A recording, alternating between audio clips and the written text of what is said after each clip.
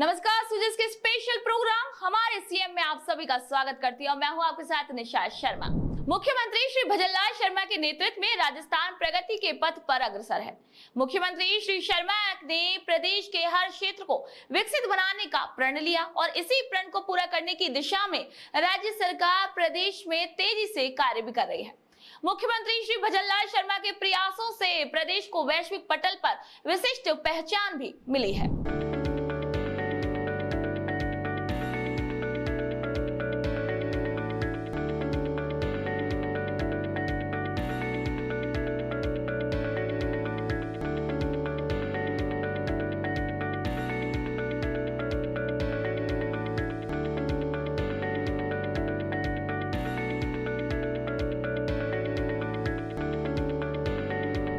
मुख्यमंत्री श्री भजनलाल शर्मा के नेतृत्व में राज्य सरकार विकसित राजस्थान के संकल्प को साकार करने के लिए पानी, ऊर्जा, रोजगार और औद्योगिक क्षेत्र के विकास को प्राथमिकता देते हुए समर्पित भाव से कार्य कर रही है। इस संकल्प को साकार करने में 8 करोड़ प्रदेशवासियों की भागीदारी के साथ ही प्रवासी राजस्थानी भाई बहनों की भी अहम भूमिका होगी। मुख्यमंत्री श्री भजनलाल शर्मा ने शनिवार को मुंबई में आयोजित कर्मभूमि से मातृभूमि कार्यक्रम में प्रवासी राजस्थान समुदाय को संबोधित करते हुए कहा कि मुझे अपनी देश विदेश की विभिन्न यात्राओं के दौरान ये देखकर अत्यधिक प्रसन्नता हुई। हमारे प्रवासी राजस्थानी अपनी कर्मभूमि के विकास में योगदान देने के साथ ही अपनी माटी से जुड़ाव रखते हुए राजस्थान को संवारने और समृद्ध बनाने में भी महत्वपूर्ण योगदान दे रहे हैं। जब राजस्थान के अंदर हमारी 16 महीने पहले सरकार बनी थी तो हमने राजस्थान की समस्या के लिए, राजस्थान के विकास के लिए हमने कुछ राजस्थान का रोड मैप बनाने का काम किया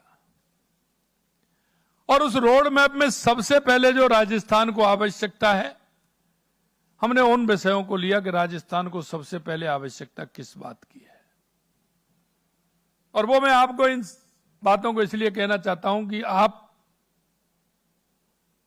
राजस्थान की उस जनभावना से जुड़े हुए हैं, राजस्थान की मिट्टी से जुड़े हुए हैं, राजस्थान के उस संस्कार से जुड़े हुए हैं। जब हमने ये नक्शा बनाया तो सबसे पहले राजस्थान की मांग थी कि राजस्थान के अंदर, क्योंकि देश में सबसे बड़ा भूभाग वाला क्षेत्र राजस्थान है, सबसे बड़े भूभाग वाला, अगर इसमें पानी की व्यवस्था ठीक ढंग से हो जाएगी तो राजस्थान के लोगों का जीवन सुख में हो जाएगा और राजस्थान प्रदेश जो अन्य प्रदेश हैं उनमें भी विकास में आगे बढ़ने की स्थिति राजस्थान की बनेगी। मुख्यमंत्री श्री भजनलाल शर्मा ने कहा कि प्रवासी राजस्थानियों ने एक ऐसी ही पहल जल संचय के क्षेत्र में की है। प्रधानमंत्री श्री नरेंद्र मोदी की प्रेरणा से राज्य सरकार द्वारा शुरू किए गए कर्मभूमि से मातृभूमि अभियान में हमें भामाशाहों और प्रवासी भाई बहनों का भरपूर सहयोग मिल रहा है। इसके तहत राज्य में लगभग 45,000 जल संरक्षण संरचनाओं का निर्माण किया जाएगा। यह अभियान वर्षा जल की एक एक बूंद को सहेज कर न केवल जल उपलब्धता बढ़ाएगा बल्कि भूजल स्तर को बढ़ाने में भी मददगार बनेगा। दशकों पुरानी जो हमारी पानी की मांग थी, हमारी ईआरसीपी की मांग, ईस्टर्न कैनाल जो हमारी थी, हमारा जो समझौता मध्य प्रदेश के साथ होता था, वो कई दशकों से बात तो करते थे लेकिन हो नहीं पाया था।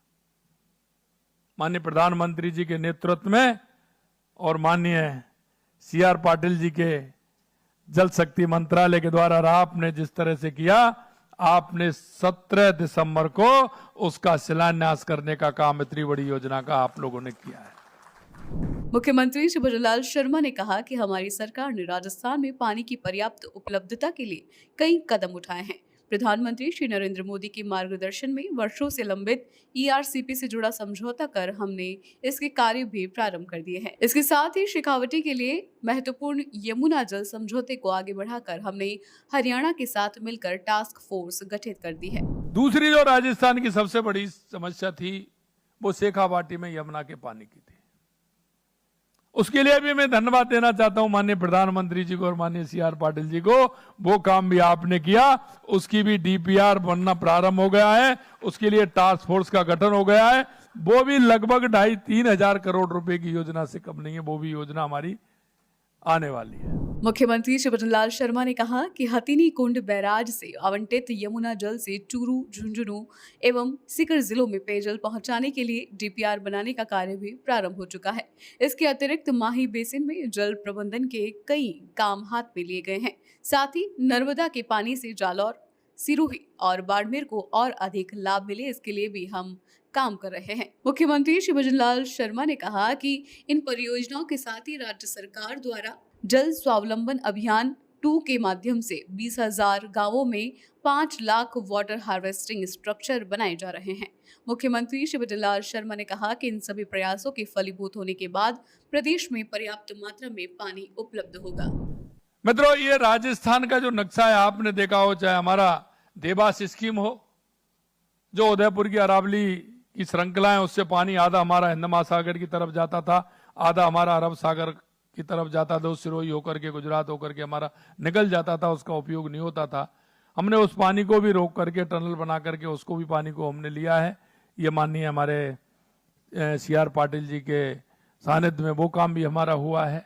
माई डैम से हमारा सोम कमलाम के द्वारा हमारा जवाई बांध, पाली और सिरोही के लिए पानी मिलना है, वो काम भी हमारा आगे बढ़ रहा है।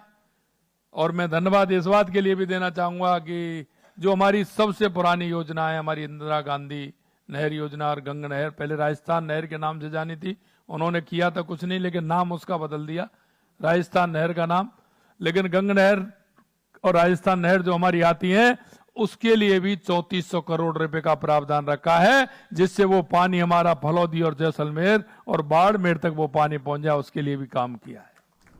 प्रदेश को ऊर्जा के क्षेत्र में आत्मनिर्भर बनाने के लिए राज्य सरकार ने केंद्रीय उपक्रमों के साथ 2,24,000 करोड़ रुपए के MOU किए हैं। वहीं राजस्थान के औद्योगिक क्षेत्र के विकास के लिए पिछले साल दिसंबर में आयोजित rising Rajasthan global investment summit में भी सर्वाधिक निवेश प्रस्ताव ऊर्जा क्षेत्र में ही प्राप्त हुए हैं। मुख्यमंत्री श्री भजनलाल शर्मा ने कहा कि इस समिट में लगभग 35 लाख करोड़ रुपए के निवेश प्रस्ताव प्राप्त हुए, जिनमें से 3 लाख करोड़ रुपए के निवेश प्रस्तावों की ग्राउंड ब्रेकिंग कुछ ही महीनों में हो चुकी है। मुख्यमंत्री श्री भजनलाल शर्मा ने कहा कि राजस्थान के युवाओं को रोजगार उपलब्ध कराने के लिए हमने 1 वर्ष में 1 लाख नियुक्तियां देने का लक्ष्य तय किया है, जिनमें से 69,000 नौकरियां हम दे चुके हैं तथा शेष आगामी कुछ महीनों में ही दे दी जाएंगी। शायद इतना बड़ा काम जो इसने 16 महीने में हमारे देश के यशस्वी प्रधानमंत्री जी के नेतृत्व हमने किया है, चाहे राजस्थान में कभी इतना बड़ा काम नहीं हुआ जितना राजस्थान के अंदर इतना बड़ा काम अभी हुआ है। मुझे खुशी उस बात की भी है कि जब मैं जिस दिन हमारा मध्य प्रदेश का हमारा MOU हो गया था, हमारे शिलान्यास की बात चल रही थी, तो हमारे मध्य प्रदेश के मुख्यमंत्री भी आए थे, मैं भी आया था, तो पाटिल साहब ने हमको वहां मंत्रालय में बुलाया था। मुझे पता नहीं था, लेकिन उन्होंने 25-30 हमारे सभी भाइयों को बुला रखा था। सभी को बुला करके उस दिन आपने मेरे को पूरी जानकारी दी और पूरा बताया कि इस तरह से राजस्थान के लिए हम ये काम कर रहे हैं। और जब मैं गुजरात के अंदर जब हमारा ये कार्यक्रम हुआ, मैं गया तो इतनी मोटी किताब मेरे को दी, इतनी मोटी किताब दी, जिसमें राजस्थान के अंदर 45,000 गांव हैं और लगभग 1,50,000 ट्यूबवेल का पूरा एस्टीमेट बना करके माननीय CR पाटिल जी और आपकी इस टीम ने पूरी तरह से हमको दी है। मुख्यमंत्री श्री भजनलाल शर्मा ने प्रवासी राजस्थानी समुदायों को राजस्थान में निवेश करने के लिए आमंत्रित करते हुए कहा कि राजस्थान में निवेश से उनका कारोबार तो बढ़ेगा, साथ ही प्रदेश की समृद्धि में भी महत्वपूर्ण योगदान मिलेगा। इसके लिए राज्य सरकार हर संभव मदद करेगी। मुख्यमंत्री श्री भजनलाल शर्मा ने कहा कि राज्य सरकार द्वारा दुनिया के विभिन्न देशों और देश के विभिन्न राज्यों में IAS अधिकारियों को नोडल अधिकारी के रूप में नियुक्त किया है, जो कि राज्य सरकार और निवेशकों के मध्य समन्वय का कार्य करेंगे। मुख्यमंत्री श्री भजनलाल शर्मा ने आगे कहा कि प्रधानमंत्री श्री नरेंद्र मोदी के नेतृत्व में देश भर में जल संचय के कार्य किए जा रहे हैं, साथ ही घर घर तक नल कनेक्शन के माध्यम से जल पहुँचाया जा रहा है। यदि जल का प्रबंधन ठीक प्रकार से किया जाए तो देश में कहीं भी पानी की कमी नहीं होगी। मुख्यमंत्री श्री भजनलाल शर्मा के नेतृत्व में राजस्थान सरकार प्रदेश के समग्र विकास के लिए लगातार नई योजनाएं ला रही है। इन योजनाओं पर जमीनी स्तर पर गंभीरता से काम भी किया जा रहा है। सरकार की जन कल्याणकारी योजनाएं ग्रामीण और शहरी दोनों ही क्षेत्रों में समान रूप से लागू की जा रही है, जिसका सकारात्मक असर आम जन के जीवन में भी देखने को मिल रहा है। तो हमारे सीएम में फिलहाल के लिए इतना ही, फिर आप सभी से मुलाकात होगी एक नए विषय के साथ। तो तब तक के लिए नमस्कार।